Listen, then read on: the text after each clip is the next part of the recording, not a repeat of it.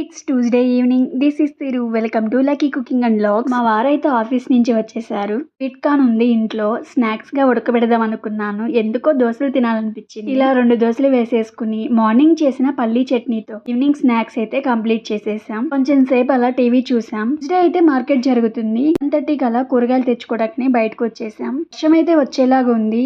కొన్ని కూరగాయలు అయితే తీసుకుని వెళ్ళిపోదాం అనుకున్నాం. మార్కెట్ అయితే చాలా పెద్దది. 2 కిలోమీటర్స్ పైనే ఉంటది. ఇంట్లో ఏమైతే అవసరమో మనకి అవన్నీ ఉంటాయి ఇక్కడ.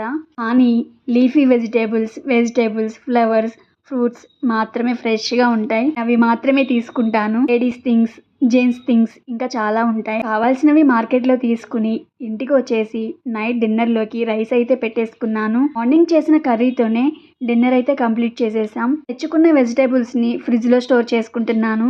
ఏమేం తెచ్చుకున్నాను ఇక్కడ చూపిస్తాను.